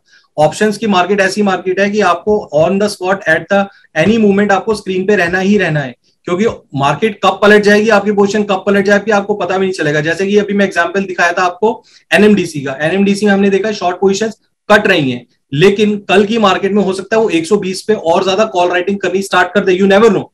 तो that's why you have to be very much active into the market. जब आप ऑप्शंस में ट्रेड करते हैं, आप ये मत कभी भी सोच के जाइए कि आज मैं ले रहा हूं ट्रेड, एक्सपायरी पे मैं देखूंगा क्या हो जाएगा वैल्यू। यहीं पे हम लोग सबसे ज्यादा लॉस करते हैं, क्योंकि होता क्या है कि टाइम वैल्यू उसकी इरोड होती जाती है डे बाय डे। अब स्टॉक आपके फेवर में आ गया, मान लीजिए एक्सपायरी वाले दिन ही आ गया, सेम डे, एक सिंगल डे में 10% का मूव आ गया, लेकिन आपकी ऑप्शन मूव नहीं कर पाएगी उतना, क्योंकि उसमें अब ताकत बची नहीं है। एक दिन बाद वो एक्सपायर होने वाली है, शायद 3:30 बजे वो खत्म हो जाएगी। इसी वजह से ऑप्शंस मार्केट में कभी भी ट्रेड करते हैं तो you have to be very much active. हाँ, स्टॉक लेके हम भूल सकते हैं डिलीवरी में, बट ऑप्शंस में ऐसा नहीं चलेगा। हमेशा एक्टिव रहिए, हमेशा डिसिप्लिन फॉलो करिए, और हर ट्रेड के पीछे अपना लॉजिक जरूर रखिए कि किस लॉजिक पे मुझे अपना स्ट्रेटेजी बनाना है, किस लॉजिक पे मुझे अपना ट्रेड लेना है। सर अब मैं आपसे वो सवाल पूछने वाला हूं जो बहुत सारे लोगों ने अभी कमेंट किए मुझे recently, and that is BTST. अब मैं 3 बजे मार्केट खोलता हूँ, आपका ऑटो टेंडर खोला मैंने, मैं वही पे आ गया सपोर्ट रेजिस्टेंस पे, ऊपर आ जाइए इधर, और मेरे को आप 1% का फिल्टर लगा दीजिए, आपके पास 15 स्टॉक्स आ गए और मैंने सेक्टर देख लिया। अब मुझे बताइए क्या क्या मैं इस डेटा को देख के बीटीएसटी कर सकता हूँ? नहीं सर, बिल्कुल हाँ, ये सवाल है मेरा, क्योंकि बीटीएसटी लोग बहुत ज्यादा इंटरेस्टेड होते हैं। अगर आपने बोला नहीं, तो मेरा सेकंड सवाल आएगा, क्योंकि लोगों ने पूछा कि बीटीएसटी कैसे कर सकते हैं, तो इसके ऊपर आपको एक लोगों को अलग से गाइड करने के लिए, जैसे आज ट्रेनिंग दे रहे हैं वैसे देनी पड़ेगी। और अगर आप लोग चाहते हैं क्षितिज जी से, तो आप कमेंट्स में लिख दीजिए, क्योंकि देखो होता क्या है, अगर मैं सर का टाइम लेकर आ रहा हूँ ना, पहली बात तो मार्केट आवर्स के टाइम पे टाइम देते ही नहीं है, फोन ही नहीं उठाते लोगों का। तो अब बातें आती है सर, क्योंकि आपने अब बोला नहीं, तो पहले आप नहीं का आंसर दीजिए, फिर आप शॉर्ट में आज भी बताएंगे कि अगर, क्योंकि लोग सब क्यूरियोसिटी लोगों की है सर, मुझे तो लोगों के आंसर देने हैं। तो अब पहले आप बताइए, आपने नहीं बोला तो क्यों? क्योंकि एक तो मुझे पता लगे कि डेटा अगले दिन चेंज हो सकता है। अब आप बताइए। देखिए सर, क्या होता है ना कि बीटीएसटी में कभी भी हम ट्रेड लेते हैं तो again there should be some logic. हालांकि हम लोगों ने इसके अंदर वर्कआउट और कर रहे हैं, धीरे धीरे हम लोग नए नए मॉडल इसमें डाल रहे हैं। उसमें से एक बीटीएसटी का भी मॉडल हम लोग आने वाले टाइम में लेके आएंगे। लेकिन काफी सारे क्लाइंट्स अभी भी ऐसे हैं जो कहते हैं कि रनिंग मॉडल जो आप लोगों ने इसमें दे रखे हैं, उसके बेसिस पे भी हमें समझाइए कि बीटीएसटी हम लोग कैसे लेके जाएं। बिल्कुल मैं आपको बताऊंगा बीटीएसटी कैसे लेके जाएं, उसके लिए भी मैं आपको एक लॉजिक बताऊंगा कि किस तरीके से हम लोग बीटीएसटी ट्रेड डेरिवेटिव डेटा को फाइंड आउट करते हैं। देखिए, price action is different thing, price action is all about different patterns और ऑल अबाउट डिफरेंट थिंग। वो हम लोग टेक्निकल एनालिसिस को इसमें मिक्सअप नहीं करेंगे, क्योंकि हम लोग फोकस करते हैं डेरिवेटिव डेटा के ऊपर। बीटीएसटी मॉडल करने के लिए मैं आपको इसी वीडियो में एक बार बता दूं। हाँ, व्हाई नॉट सर, मतलब ये तो सोने पे सुहागा हो गया। बिल्कुल जी बिल्कुल। देखो, अब कहो तो मैं ये वीडियो काट देता हूँ, यहाँ पे लोगों को बोल दूंगा अगले पार्ट के लिए वेट करो, बाहुबली पार्ट 2 नेक्स्ट वाले में कर लेना, एक और कंटेंट मिल जाएगा ना मेरे को करने का। नहीं, आपको तो कंटेंट मिल जाएगा, लोग हमें नहीं छोड़ेंगे, लोग कहेंगे नहीं सर, उनमें क्यूरियोसिटी बनी रहेगी तो जल्दी अटैच भी हो जाएंगे। हाँ, कटप्पा ने बाहुबली को क्यों मारा। हाँ, बस वो सेकंड पार्ट कैसे देखेंगे। मर्जी है सर आपकी, वैसे दे दो सर, बता दो थोड़ा आज बता दो, फिर आप डिटेल में चाहे नेक्स्ट सेशन ले लेना, क्योंकि लोग की जरूरत नहीं है उसमें, डिटेल की जरूरत नहीं है सर। तो फिर दे दो यार, 5-10 मिनट लगेंगे, इसी में कर लेते हैं, ठीक है। हाँ बिल्कुल बिल्कुल, फिर आप ही बताना। नहीं, आप लोगों के पास टाइम है ना, मतलब मैं व्यूअर्स को ही बोलूंगा ये चीज, क्योंकि आप व्यूअर्स के पास टाइम होना चाहिए। और सर अगर इन्फॉर्मेशन मिलती है, टाइम निकाल लेते हैं सर, लोग वीडियो सेव कर लेंगे, लोग डाउनलोड पे ले जाएंगे, घर जाके देखेंगे आराम से, अगर कहीं बैठ के भी देख रहे होंगे। आप बताओ सर। चलो यहाँ पे देखिए पुष्कर जी, आपने बहुत अच्छा सवाल किया। और मैं आपको एक और चीज बताऊं सर, ये जो हम अभी आपसे मैं टाइम ले रहा हूँ, मैं जेन्युइनली बता रहा हूँ लोगों को, लोग बहुत सारे पेड ट्रेनिंग्स करते हैं, वर्कशॉप्स करते हैं, ये जो चीजें आप बता रहे हो सर, ये लोग पैसे देके भी नहीं सीख पाते, क्योंकि experience is a different thing. तो वो चीज, मतलब लोग इस चीज की कदर करते हैं, मैं आपको जेन्युइनली बता रहा हूँ। लोग आपको कमेंट्स जो लिखेंगे ना, आप इस वीडियो के कमेंट्स आप जब आपके पास टाइम हो, मार्केट बंद होने के बाद पढ़ लेना अगले दिन। चलो मैं ट्राई करूंगा इस वीडियो को नेक्स्ट डे लाइव कर दूं, बिकॉज आपने जो चीजें बताई ना लोग उसे ट्रैक कर पाएंगे। ओके ठीक है जी प्लीज प्लीज अब BTST पर। ठीक है जी। ओके तो देखिए पुष्कर जी, यहाँ पे आपने बहुत अच्छा क्वेश्चन किया है कि क्या इस मॉडल को देख के मैं BTST ट्रेड लेके जा सकता हूँ। देखिए जैसे कि मैंने पहले भी आपको बताया कि BTST के मॉडल्स पे अभी हम लोग बिल्कुल इसके आने वाले टाइम में ऐड ऑन करेंगे, बट करंट मॉडल्स में से ही एक ऐसा स्कैनर है जिसको आप कहीं ना कहीं BTST के लिए जरूर यूज कर सकते हैं। कहीं ना कहीं आप रिस्क रिवॉर्ड अपना मैचअप करके उसमें ट्रेड लेने की बिल्कुल यहाँ पे चेष्टा कर सकते हैं। प्रोबेबिलिटी हाई रहती है। अब वो प्रोबेबिलिटी है हाई रहती कैसे है, देखिए अभी तक तो मैंने आपको एक स्कैनर दिखाया जिसमें वो स्टॉक्स आपको फिल्टर करके दिखाते हैं जो अपने ब्रेकआउट के बहुत पास होते हैं और लाइव मार्केट में अनवाइंडिंग हो रही है या पोजीशन बन रही है, उससे हम लोग प्री इंडिकेट करने की कोशिश करते हैं कि मार्केट में ब्रेकआउट आ सकता है। जैसे कि NMDC का एग्जांपल लिया, आयशा का एग्जांपल लिया। अब क्या वो स्टॉक्स जो ऑलरेडी अपने ब्रेकआउट लेवल के ऊपर ट्रेड कर रहे हैं, क्या वो स्कैनर मुझे बताएगा ऑटो ट्रेंडर से, क्या मैं वो स्टॉक निकाल सकता हूं? जैसे NMDC है फॉर एग्जांपल, आज 122 रुपए बंद हुआ होता फॉर एग्जांपल, हालांकि उसकी हाईएस्ट कॉल स्ट्राइक थी 120 पे, 120 पे उसका हाईएस्ट रेजिस्टेंस था, लेकिन उन स्टॉक्स का क्या जो ऑलरेडी अपने ब्रेकआउट के ऊपर मूव कर चुके हैं, तो उनकी प्रोबेबिलिटी हमेशा हाई रहती है अपने ब्रेकआउट लेवल के ऊपर। अगर ऑलरेडी वो क्लोज दे रहे हैं तो उनकी प्रोबेबिलिटी हमेशा हाई रहेगी कि अगले दिन अगले सेशन में वो कहीं ना कहीं तेजी की तरफ ही ओपन आउट होंगे या तेजी की तरफ ही अपनी बायस को रखेंगे या बुलिशनेस बायस की तरह ट्रेड करेंगे।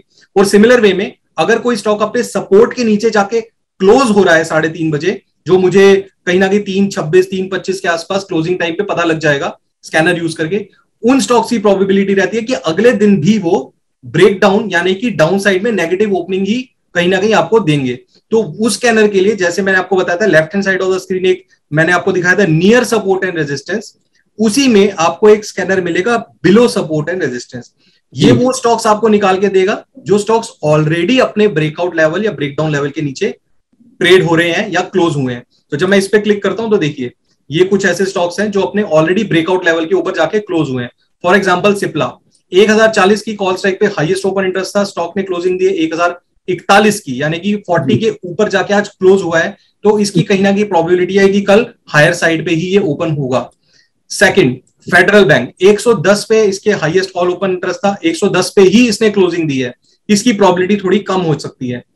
REC 105 अगेन क्लोजिंग 105, अगेन इसकी प्रोबेबिलिटी कम है। तो हाई प्रोबेबिलिटी स्टॉक मेरे पास निकल के आता है आज के लिए सिप्ला का, यानी कि सिप्ला ने अपने अगर हाईएस्ट कॉल स्ट्राइक लेवल के ऊपर यानी कि अपने ब्रेकआउट लेवल के ऊपर अगर क्लोजिंग दी है तो कहीं ना कहीं जो कॉल राइटर्स थे अनवाइंड कर रहे थे पोजीशन, देखिए चेंज इन ओपन इंटरेस्ट 52% हो गया, तो कहीं ना कहीं वो अनकंफर्टेबल फील कर रहे थे, पोजीशन अपनी काट के गए हैं और स्टॉक ने क्लोजिंग भी 1041 के ऊपर दे दी है, 1040 के ऊपर दे दी है। तो this is an early indication कि कल स्टॉक ऊपर ओपन हो सकता है। I am as a disclaimer I want to add कि this is not a strategy, but yes you can use as a strategy because at least मेरे पास logic है। यहाँ पे आपको स्टॉप लॉस और टारगेट किस तरीके से रखते हैं, स्टॉप लॉस आपको मेंटेन करना होता है 1 से 1.5% का, टारगेट आपको रखना पड़ता है सेम 1:1 की रेशियो में, बिकॉज BTST ट्रेड है, 1 से 1.5% का आप टारगेट लेके चलिए और अपनी प्रॉफिट बुक करके निकल जाइए। Don't take it as a delivery trade, take it as a momentum trade, take it as a 1% trade और यू कैन से। तो इस तरीके से मैं वो स्टॉक फाइंड आउट कर सकता हूँ जिनकी प्रोबेबिलिटी ऊपर खुलने की ज्यादा है। अब स्टॉक्स हम वो फाइंड आउट करते हैं जिनकी STBT हम कर सकते हैं, सेल टुडे बाय टुमारो, यानी कि हम लोग शॉर्ट सेल कर सकते हैं फ्यूचर में या फिर पुट बाय कर सकते हैं। तो उसके लिए मान के चलिए यहाँ पे पुट साइड में स्ट्राइक है ACC की 2300 की स्ट्राइक पे। बट यहाँ पे सर एक क्वेश्चन आता है, मैं रोक रहा हूँ, इसमें हमें सेक्टर नहीं देखना चाहिए कि आज कौन सा वीक था, प्रोबेबिलिटी है कि कल वो वीक हो सकता है क्या? सर देखिए चीजें तो जितनी ज्यादा आप यूज करेंगे उतने आंसर्स आपके फिल्टर आउट हो गए, एक फाइनल रिजल्ट पे निकल जाएंगे। लेकिन कई ऐसे भी स्टॉक्स होते हैं जो कि हम लोग सेक्टर वाइज नहीं देते, जैसे मान लीजिए क्यूमिंस इंडिया है, यहाँ पे क्यूमिंस इंडिया आपको दिखा रहे हैं। अब सेक्टर में आप ढूंढने जाएंगे आपको क्यूमिंस इंडिया, क्योंकि हम लोग सिर्फ 8 सेक्टर ऐसे लिए जिनकी स्ट्रेंथ ज्यादा है मार्केट में, इसलिए उन्हीं सेक्टर्स के स्टॉक दिखाएगा। मान लीजिए आपको इंडस टावर अगर ढूंढना है, आइडिया ढूंढना है, आइडिया आता है आपका टेलीकॉम सेक्टर में, बट टेलीकॉम सेक्टर में हमने रिलेटिव स्ट्रेंथ मॉडल में इसको यूज नहीं किया। राइट। टेलीकॉम की अगर हम लोग बात करें तो मोटा मोटा 3 ही स्टॉक मेरे पास निकल गया था, आइडिया, भारती एयरटेल और टाटा कम्युनिकेशन। तो ये 3 ही स्टॉक ऐसे हैं, तो इसी वजह से मैं शायद टेलीकॉम सेक्टर को हम लोगों ने रिलेटिव स्ट्रेंथ में मॉडल में यूज नहीं किया। तो अब उन 8 सेक्टर्स के अलावा बाहर जाके अगर मैं ट्रेड लेना चाहता हूं तो यहां पे मैं स्टॉक्स फाइंड आउट कर सकता हूं। अब मुझे STBT अगर करना है तो अगेन यहाँ पे एसीसी की अगर मैं बात करूं तो 2300 की स्ट्राइक पे पुट थी, हाईएस्ट ओपन इंटरेस्ट में 2296 की क्लोजिंग थी। कॉल में ओपन इंटरेस्ट और ऐड हुआ है, यानी कि ये सपोर्ट के नीचे बंद तो हो रहा है लेकिन अनवाइंडिंग वहां पे देखने को नहीं मिल रही। तो ACC not a good trade for STBT, which is a good trade जहां पे सबसे ज्यादा ओपन इंटरेस्ट आपका शेड हुआ है, यानी कि मेट्रो परसेंटेज पे देख लो आप। एग्जैक्टली परसेंटेज पे देख लो। मेट्रोपोलिस 1400 पे सपोर्ट था, स्टॉक ने क्लोजिंग दी 1399 की, अनवाइंडिंग देखने को मिले 51%, यानी कि वीकनेस दिखा रहा है स्टॉक। तो प्रोबेबिलिटी है कि मेट्रोपोलिस कहीं ना कहीं आपको डाउनसाइड ओपनिंग एक दिखा सकता है। अगेन इट्स अ डिस्क्लेमर, दिखा सकता है बट प्रोबेबिलिटी हायर साइड पे है। अभी तक मैं 50-50 की प्रोबेबिलिटी पे खेलता था, but now my probability has increase to 75 to 25, 75% chances है कि फेवर में मेरे ट्रेड ओपन हो। तो this is also one model that you can actually use for an BTST or STBT kind of a trade. क्या बात है sir. तो आई होप काफी लोगों को सीखने को मिला होगा। और यहाँ पे मेरे एक लोगों को सजेशन है, हो सकता है कई सारे लोगों को एक बार में ये वीडियो ना समझ आई हो। ये वीडियो एक्चुअल में क्षितिज जी ने बहुत सारी इन्फॉर्मेशन दी है एक ही वीडियो में कंप्रेस्ड फॉर्म में। इस वीडियो को आप कई बार देख सकते हैं, नोट्स बना सकते हैं, और कोई क्वेश्चन हो आप कमेंट्स में पूछना। नेक्स्ट टाइम में क्षितिज जी से जब हमारी इंटरेक्शन होगी I will try to ask, because sir मुझे भी कमेंट्स पढ़ के पता लगता है लोग क्या जानना चाहते हैं। जैसे अभी बीटीएसटी के ऊपर इतने सारे कमेंट्स आए इसलिए मैंने आपसे सवाल पूछा, एंड सिमिलरली लोगों को जो और सवाल आएंगे नेक्स्ट टाइम मैं आपसे पूछूंगा जरूर। और आपने बाय टुडे सेल टुमारो की जगह आपने सेल टुडे बाय टुमारो भी बता दिया, तो वो भी बहुत अच्छा आपने नॉलेज दिया लोगों को। तो पहला आज आपने ये सिखाया कि आज आप ब्रेकआउट्स और ब्रेकडाउन कैसे आइडेंटिफाई कर सकते हो, चार्ट देखने की भी जरूरत नहीं है और फिल्टर होकर डेटा सामने आ जाएगा। सो ये तो कमाल है सर। ये डेटा लोगों को कहीं और से भी मिल सकता है क्या ऑटो ट्रेडर के अलावा? देखिए सर, बेसिकली कई क्लाइंट्स होते हैं जो कहते हैं कि बेसिकली डेटा तो सर ये ऑलरेडी अवेलेबल है एनएससी की वेबसाइट पे, अगर मैं जाके देखूं राइट। बिल्कुल सर अवेलेबल है, मैं मना नहीं कर रहा, लेकिन वहां पे क्या होता है ना, वहां पे आपको एक ही स्क्रीन के ऊपर अलग अलग चीजें नहीं देखने को मिलेंगी, आपको अलग अलग टैब्स ओपन करने पड़ते हैं। मान लीजिए मैं एसीसी का डेटा देखना चाहता हूं तो I have to go ACC की पूरी ऑप्शन चेन मेरे साथ ओपन हो जाएगी, और किस स्ट्राइक पे क्या काम हो रहा है, यानी कि ओपन इंटरेस्ट शेड हो रहा है, ओपन इंटरेस्ट बिल्डअप हो रहा है, तो मुझे एक एक स्टॉक करके हर एक पेज पे ओपन करना पड़ेगा। बट इसकी जो प्लस पॉइंट है, इसका जो खासियत है, आपको सिंगल पेज पे पूरी मार्केट की एनालिसिस मिल जाती है। यानी कि अगर आप एसीसी में ट्रेड लेना चाहते हैं, क्यूमिंस इंडिया में लेना चाहते हैं, तो आपको एनएससी की वेबसाइट पे जाके धीरे धीरे जो पेज ओपन होते हैं उनके ऊपर डिपेंड होने की जरूरत नहीं है। सिंगल पेज में अगर मान लीजिए मेरे को एक चीज मिल गई, यानी कि अगर मैं लाइफ से एग्जांपल लूं तो मुझे पापड़ी चाट अलग खाने की जरूरत नहीं है मुझे, या चाट अलग से खाने की जरूरत है, मैं भेलपुरी अगर मिल जाती है मेरे को बनी हुई एक ही जगह पे, तो वो मेरे को ज्यादा टेस्ट देगी, मेरा थोड़ा सा ज्यादा मेरे को सेटिस्फाई करेगी। एक चीज है वहां पर ओपन इंटरेस्ट दिखता है, चेंज इन ओपन इंटरेस्ट जो परसेंटेज फॉर्म में एक साथ दिया हुआ है, ये डेटा अवेलेबल होता है? चेंज इन ओपन इंटरेस्ट बिल्कुल होता है sir, change in open interest का भी होता है, लेकिन परसेंटेज का आई डाउट परसेंटेज का नहीं होता। परसेंटेज हम लोग कैलकुलेट करते हैं यहाँ पे, परसेंटेज नहीं होता सर, हमें निकालना पड़ेगा मेरे हिसाब से, वो निकालना पड़ेगा, हर एक अलग अलग स्ट्राइक प्राइस का निकालना पड़ेगा, and that becomes very very difficult. तो कैलकुलेटर खोल के बैठे रहेंगे पूरे। बिल्कुल सर, वो थोड़ा लेंथी हो गया, तो वो बहुत आपका टाइम, मतलब ट्रेड लेने का आपको टाइम नहीं देगा, आप सिर्फ रिसर्च ही करते रह जाओगे फिर तो। नहीं एक्चुअली मतलब ये चीज तो मैंने खुद कई बार तारीफ करी है कि ऑटो ट्रेडर एक ऐसा सॉफ्टवेयर है जो आपको, अगर आपको डेटा के हिसाब से ट्रेड करना है तो चीजों को बहुत सिंप्लीफाई कर देता है। अदरवाइज मैंने बोला ना कैलकुलेटर खोल के बैठे रहोगे। जी जी जी बिल्कुल, तो होता है सर, बिल्कुल ठीक है। तो ये लोगों को डेफिनेटली फायदा मिलेगा, और थैंक यू सो मच क्षितिज जी, आपने टाइम दिया लोगों को। आप लोग अगर ऑटो ट्रेडर सॉफ्टवेयर यूज करना चाहते हैं तो लिंक में डिस्क्रिप्शन कमेंट बॉक्स में डाल दूंगा। वेरी यूजफुल सॉफ्टवेयर, खासकर ऑप्शन ट्रेडिंग के लिए। तो डेरिवेटिव में अगर आप निफ्टी बैंक निफ्टी में भी ट्रेड करते हो तो आपको पता ही है, अभी तक मैंने कई लोगों को बता चुका हूँ कि उससे फायदा होता है। बट आज इनफैक्ट मुझे भी ये चीज नहीं पता लगी है। मतलब मैं तो स्टार्टिंग में ये हैरान था कि मैं एनएमडीसी को ट्रैक कर रहा हूँ तो क्षितिज जी एग्जैक्टली उसी स्टॉक के ऊपर कैसे आ गए एकदम से। मतलब आप समझ रहे मेरी बात को, why is the same stock. तो वो आपने जब रीजनिंग दिया तो मुझे बड़ा अच्छा लगा। और ठीक है सर, पैसा तो आपने कमाना ही है और हमें भी सिखा ही रहे हो, लोगों को भी सिखा ही रहे हो, तो आपके एक्सपीरियंस हमारे भी काम आएंगे। Thank you so much Pushkar ji, thank you so very much. And लोग आपको भी कमेंट्स में बहुत सारे शुक्रिया करने वाले हैं और बहुत सारे हर्ट्स और लाइक्स देने वाले हैं, तो आप कमेंट जरूर पढ़िएगा। So see you in the next video guys, till that time you yourself and bye, take care.